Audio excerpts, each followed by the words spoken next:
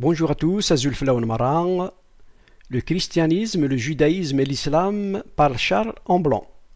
Courte citation de cette brochure. L'auteur en un mot a voulu savoir entre les deux visages contradictoires qu'offre souvent l'islam à celui qui ne le connaît pas.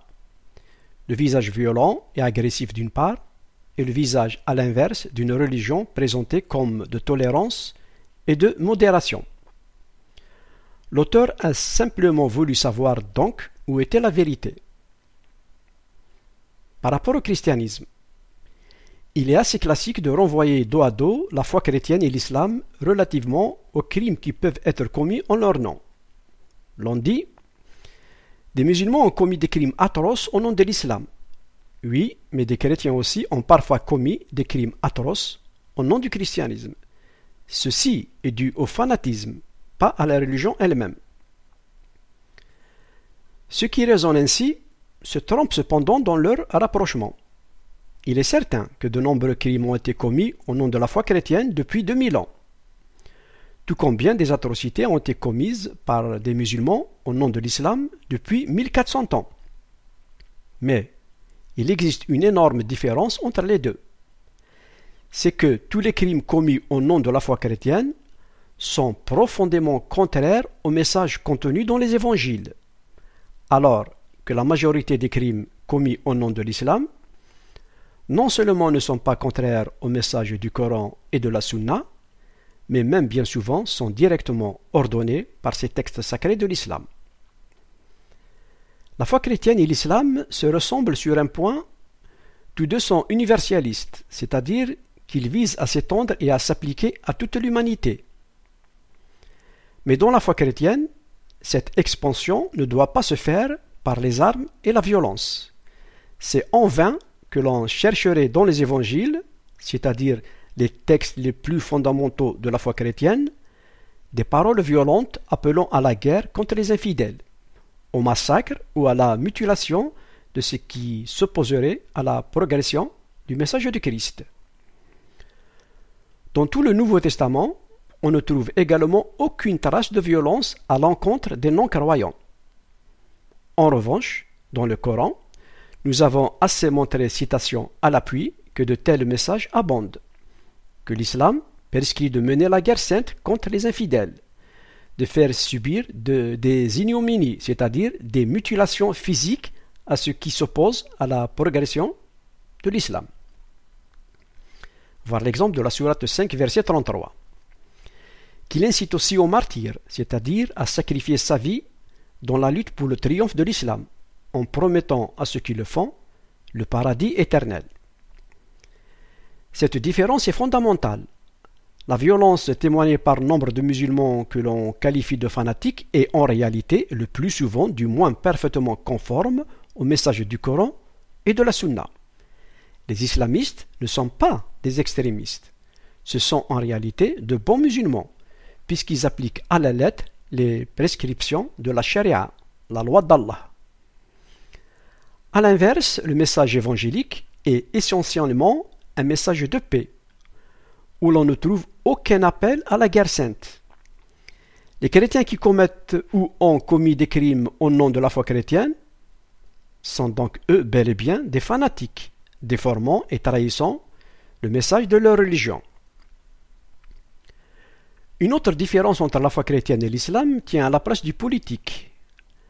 Dans la foi chrétienne, le pouvoir spirituel, c'est-à-dire religieux, et le pouvoir temporel, c'est-à-dire politique, sont destinés à être bien séparés et exercés par des autorités différentes.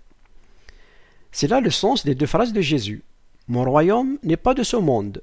Il faut rendre à César ce qui est à César. » Et c'est là la base du principe de la laïcité. Au contraire, nous l'avons déjà dit, dans l'islam, cette distinction entre le pouvoir religieux et le pouvoir politique n'existe absolument pas. Dès l'origine, Mohammed est à la fois chef religieux, chef de guerre et chef politique. Les deux choses en islam sont absolument indissociables, ce qui rend le principe de la laïcité totalement incompatible avec l'islam. Surtout de ceci résulte un aspect fondamental de l'islam. c'est qu'il n'est pas qu'une simple religion, c'est-à-dire quelque chose qui vise à régler les rapports entre les hommes et Dieu. Il est un ordre social tout entier, c'est-à-dire quelque chose qui vise aussi à régler tous les rapports des hommes entre eux. C'est pourquoi, partout dans le monde, à chaque fois qu'une minorité musulmane s'est trouvée devenir suffisamment importante, quelque part des conflits sont apparus avec les autorités et la population locale, non musulmane. Car les musulmans souhaitent alors que l'ordre social du pays soit conforme à l'ordre social prescrit par la charia. On le voit par exemple avec les revendications des musulmans de France réclamant la suppression du porc dans les menus scolaires. La foi chrétienne vue par l'islam. Reste à dire un mot de la perception que se fait l'islam de la foi chrétienne. Pour les musulmans, Jésus est un authentique prophète, mais il n'est que cela, c'est-à-dire qu'il n'est pas, comme le considèrent les chrétiens, Dieu lui-même, Dieu fait homme.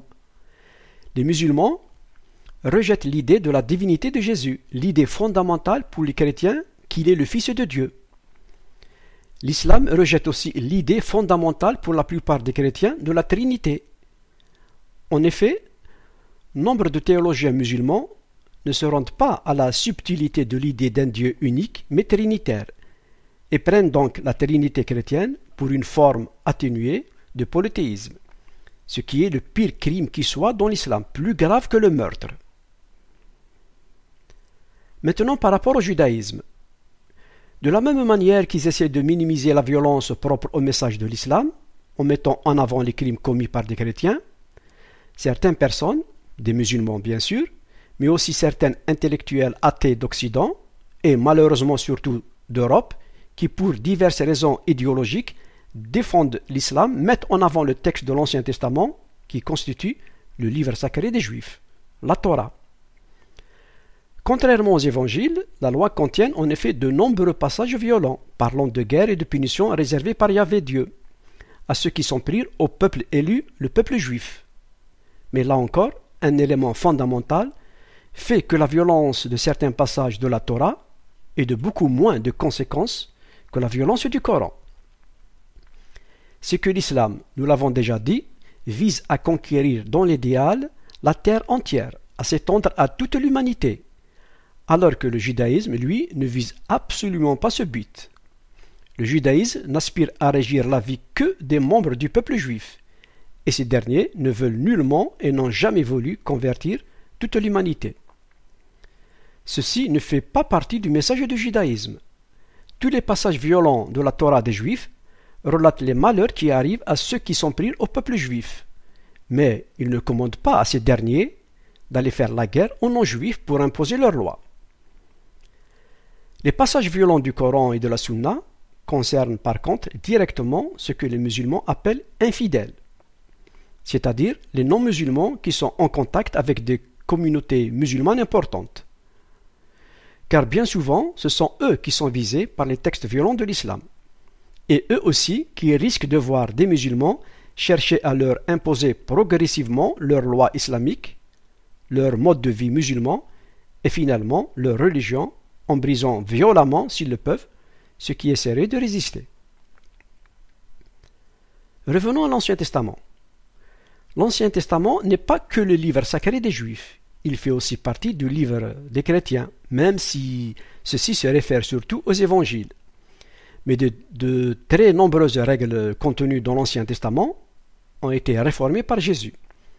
C'est ainsi par exemple que l'ancienne loi des Juifs prévoyait la lapidation publique de la femme adultère. Jésus a réformé cela, et pardonnant publiquement sa faute à une femme adultère que certains voulaient ainsi lapider. Voir Jean chapitre 8 verset 1 et suivant. On peut d'ailleurs noter que sur ce point, Mohammed dans le Coran a rétabli la règle ancienne de la lapidation de la femme adultère, ce qui constitue hélas une véritable régression. De même pour la loi du talion, œil pour œil, dent pour dent, en vigueur selon l'Ancien Testament, Jésus dans le Nouveau l'a supprimé, Mohammed dans le Coran l'a rétabli. Le judaïsme vu par l'islam. Comme pour la foi chrétienne, l'islam reconnaît une certaine valeur au judaïsme, dans la mesure où il s'agissait d'une religion monothéisme. monothéistes, pardon. Tous les prophètes juifs sont considérés par l'islam comme d'authentiques prophètes porteurs d'une révélation réellement divine, bien qu'incomplète. De nombreux versets du Coran parlent des juifs, mais l'on y trouve deux temps différents. Les juifs désignés dans le Coran par l'expression gens du livre, qui désigne en même temps les chrétiens, jouissent d'un statut plus favorable que ceux des païens, car Mohammed était sensible à leur monothéisme. Mais cette très relative clémence est contrebalancée par la violence radicale de nombre de passages consacrés aux juifs, et qui correspondent à des versets révélés à Mohammed au moment où celui-ci tentait d'affirmer son pouvoir dans la ville de Yatrib, Médine, où il avait trouvé refuge avec ses premiers fidèles après avoir dû fuir la Mecque en 622. Il existait alors à Yatrib 3 principales tribus juives.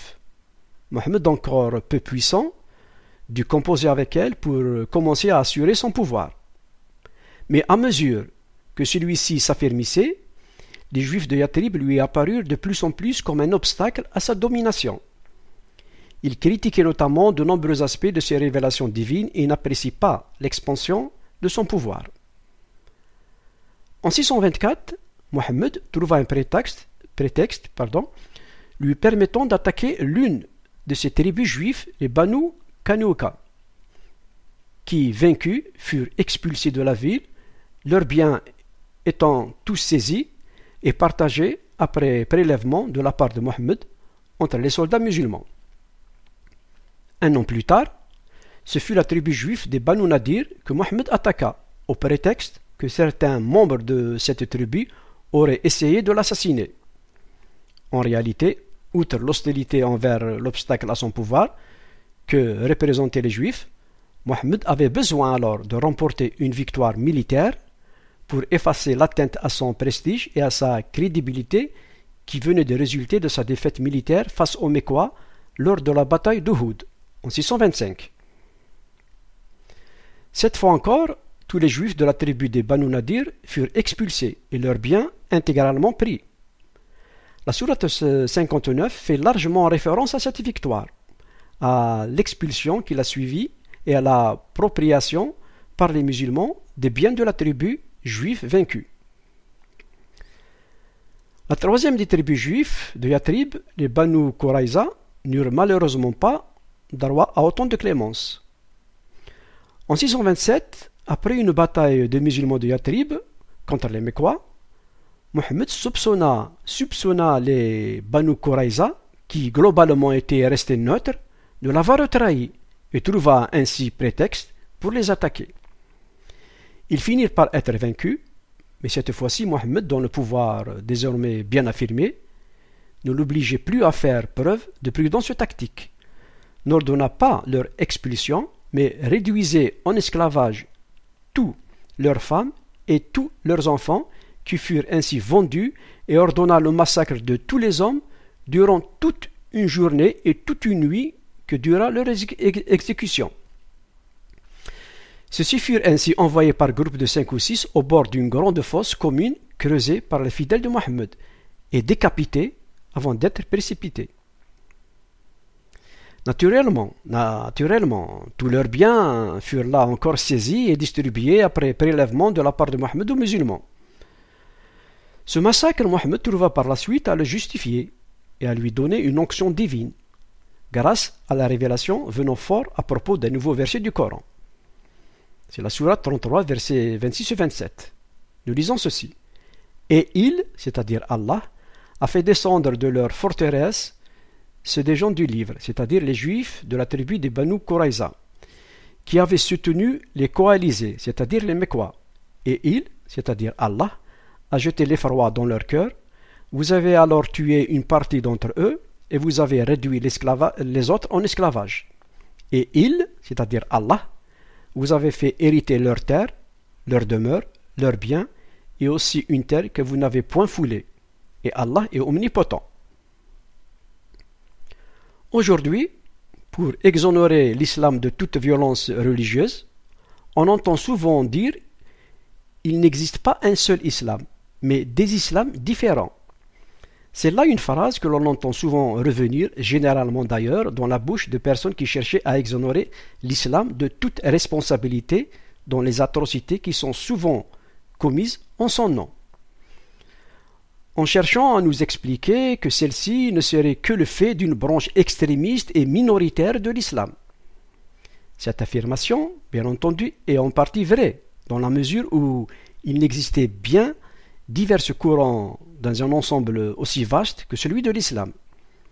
Mais, s'il est vrai qu'il existe plusieurs courants, il n'existe en revanche qu'une seule version du Coran. Un très grand nombre de ces versets sont extrêmement clairs et ne s'apprêtent pas à des interprétations larges. Tous les courants de l'islam se réfèrent à ce texte et le suivent comme la parole d'Allah infaillible. Par conséquent, en réalité, donc, il n'existe pas des islams différents, mais un seul islam et plusieurs courants à l'intérieur. Tous ceux qui connaissent les textes de l'islam savent cela, que la violence et le fanatisme en islam viennent directement des textes sacrés, même de l'islam, le Coran et la Sunna, et non de la folie des islamistes qui se contentent de suivre des textes qu'ils s'imaginent être la parole de Dieu. Salut.